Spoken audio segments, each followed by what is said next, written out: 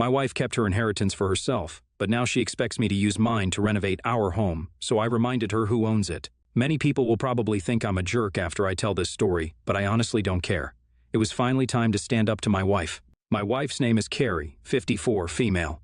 We were both married once before, and we married each other about 10 years ago. When we got married, I was already a well-established man. I have a thriving career in pharmaceutical sales, and a house that I purchased on my own after my divorce. I met Carrie at a bar one night while I was watching the game with my buddies.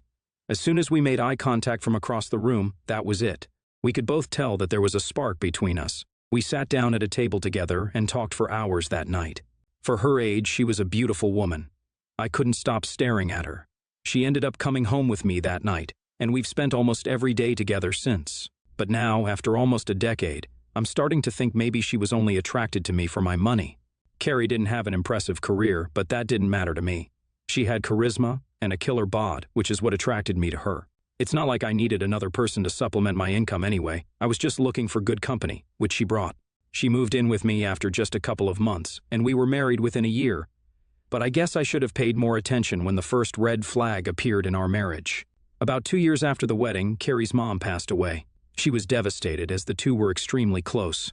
Her mother left her an inheritance of about $250,000, not a crazy amount, but enough that we definitely could have used it to invest in real estate or something else lucrative. But Carrie refused. Instead, I never saw a dime of that money. She went straight to the bank and opened her own private bank account for the money. Then she insisted that she use the money to take her daughters on a trip to Europe because that's what her mother would have wanted. Then she insisted on buying a new car because her old one, which we had only purchased a few years earlier, wasn't what she wanted. Then the list went on. She bought jewelry, designer clothes, more vacations, more frivolous things for her daughters. Until one day, I asked her how much was left. And she said it was all gone. $250,000, completely wasted. I was furious, but held my tongue because she insisted it's what her mother had intended the money to be used for. They didn't have a lot of money growing up, and she was never able to spoil herself or her kids, so she used her mother's money as an opportunity to do that. I eventually let it go. We've had plenty of good times since then, and overall have had a good marriage. Until recently when my dad passed away. Before he retired, he was a very successful financial advisor and investor. My mom passed away before I met Carrie, but Dad had been living alone in his huge house before he passed. I was their only child, so I received their entire estate as my inheritance, the house, his properties, his investments, and about $2 million. Carrie was thrilled. Never mind that my dad had just died, she seemed like she barely even cared. She briefly comforted me and then started dreaming up potential uses for all that money.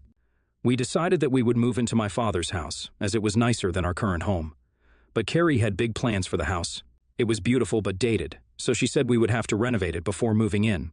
She made grand plans for a full kitchen remodel, a giant pool installation in the backyard, even having a full movie theater put in the basement. From top to bottom, she planned to give the place an extreme makeover. I went ahead and let her make these plans, thinking there was no way it could add up to be that much. But then the quotes from contractors started rolling in. After totaling up all of the estimates, her grand plans would end up costing us about $1.2 million in the end. I was floored. How could she seriously think it was a good idea to spend over half of my inheritance on renovations? The house was perfectly livable as is. She just wanted all of these fancy bells and whistles to show off to her friends. I couldn't keep my mouth shut anymore. I told her she better not have put any deposits down on any services yet. Luckily, she said she hadn't. I told her that she needed to call every one of those contractors and cancel all of them now. Now this made her angry too. How can you expect us to live in a place like that without making a few updates? That place looks like the 80s threw up on it, she said. I told her I didn't care what it looked like. It was my inheritance, and we were going to spend it the way I felt was fitting. Your inheritance? What happened to what's mine is yours. We're married, you know, she said. I actually laughed out loud at this. Had she really forgotten what happened when she received her mother's inheritance? How she kept all of it from me and blew it all on frivolous things? If anyone knows about what's mine is yours, it's me. Here I was, giving her free rein to make some home improvements because I know that we're married and that she should have a say over what we do with the money as well. But not anymore. Any access she had to that money is long gone now. Let's not forget, Carrie, without me, you wouldn't even have this house, I said. After this, she was livid. She stormed out of the room, and we haven't talked since. That was 2 days ago. She went to stay with her sister, and I'm sure they've been having a grand old time making me out to be the bad guy. But honestly, I don't care anymore. She might have wasted her entire inheritance, but I won't let her do it to mine as well. I fully intend to do the smart thing and invest the money. Now I just hope she can come to her senses and realize how ridiculous she was being. But the one thing I know is that I am not backing down on this. Either she can live with me in the house as it is, or she won't be living with me at all. And if that makes me an a-hole, I don't care. Well, luckily, she did come to her senses. She came home yesterday after spending a few nights at her sister's house. At first, it was awkward, and we didn't say much to each other. But once we sat down in the living room with some glasses of wine, she apologized. She said she realized how out of line it was for her to want to spend that much money. She just wanted to have a really nice place and got carried away with the possibilities. I accepted her apology and decided to meet her halfway. It's true that the house could definitely use some updating, so I agreed to at least do the kitchen renovation and a few other cosmetic touches. And I agreed that we can make updates to the house over time as it makes sense financially for us. She said that this sounded good to her. We also talked about how her inheritance was handled all those years. She said that she realized a lot of these issues stem from a toxic relationship she'd had with money ever since she was a little girl. Something psychologically triggers her to spend money as soon as she receives a large sum of it, and it's always been an issue for her. It's so deeply rooted that when someone tries to stand in the way of her spending that money, it deeply offends her and compels her to end the relationship with that person.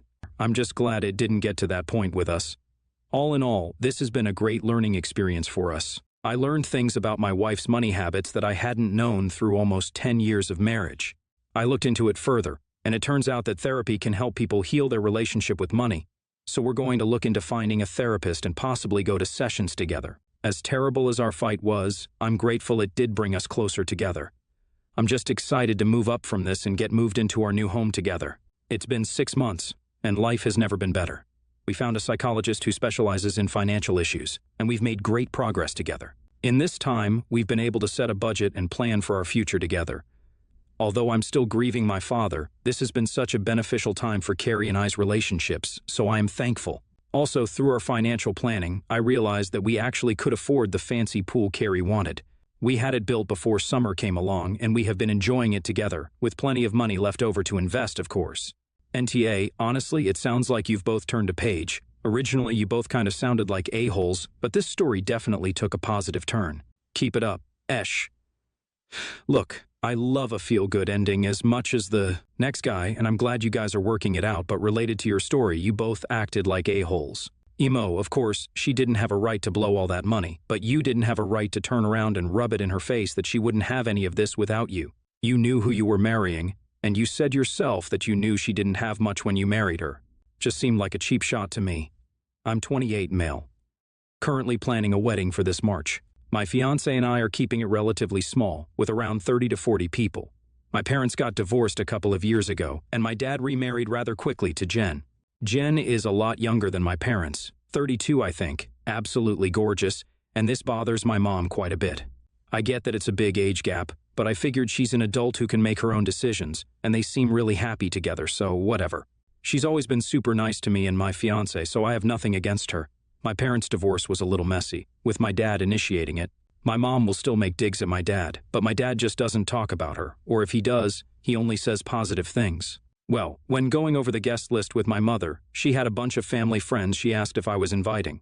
I told her no because those are people I don't consider myself close to, and my fiancé and I want it to be small, immediate family, some cousins and good friends. She asked if Jen was getting an invite, and I told her, of course, she is my dad's wife, and we have a good relationship, so yes, she will be there. My mom freaked out, said these family friends have been in my life way longer than Jen, and I'm choosing a gold digger my dad would be considered wealthy by most people over these people. I told her I'm allowing my father to bring a +1, and I never would have considered inviting my mother's friends, again, because I'm not close to them. She then said she doesn't know if she'll go to the wedding if Jen's there. Not wanting to deal with this, I told her that saddens me, but to make up her mind by January, as that's when we need a number for the venue. She then told me I'm choosing Jen over my own mother.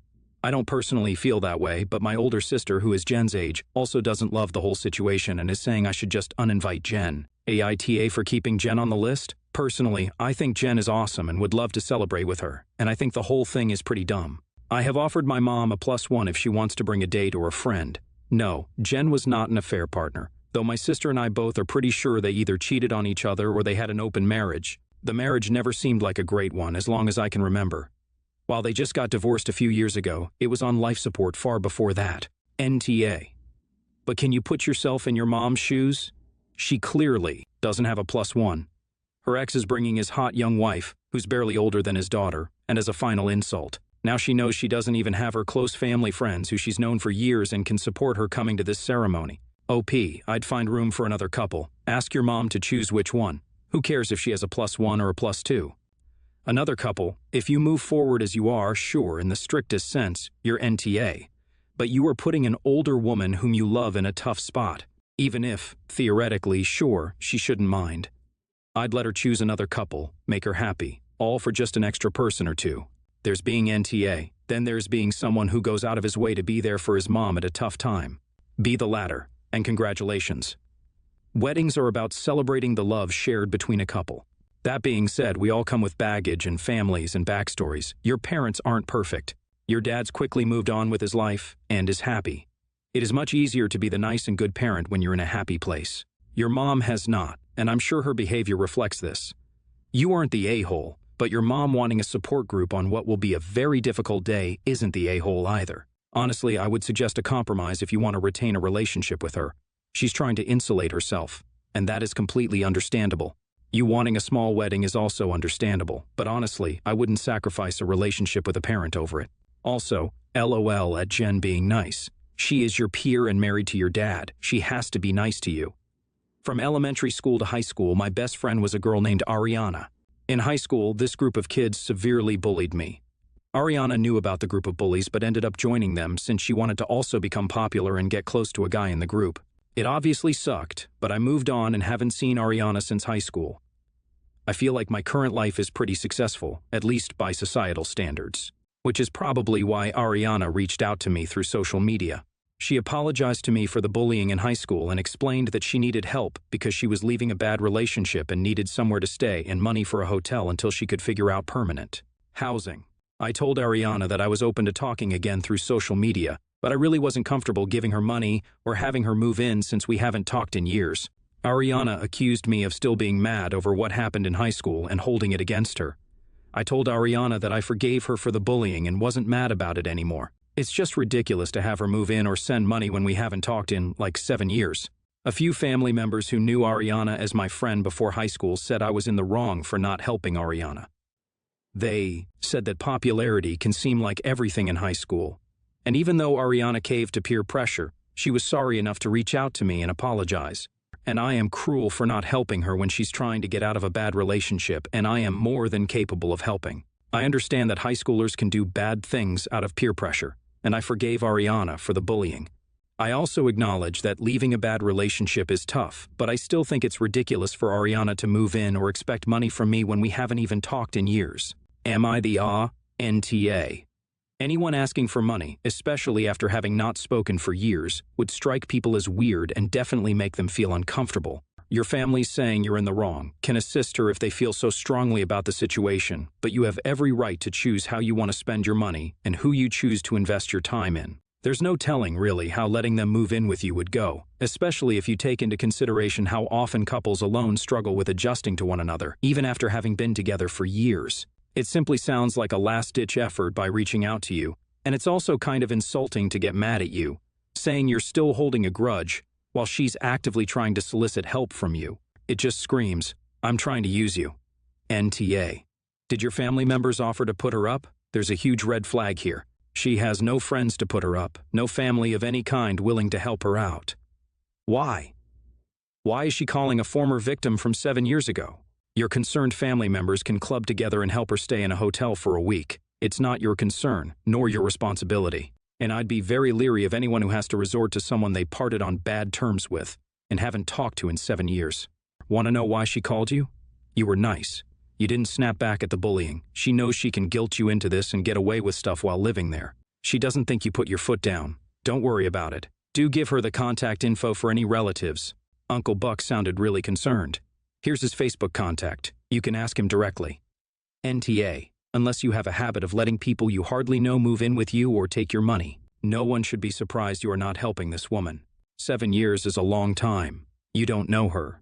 Even if you had parted as friends, The separation of 7 years is enough that you have no obligation to her. This woman should have more recent friends, as well as family, that she can turn to. If she is coming to you after all this time, it may be because she has exhausted and/or alienated everyone else. Don't give her a penny, or she will keep coming back for more.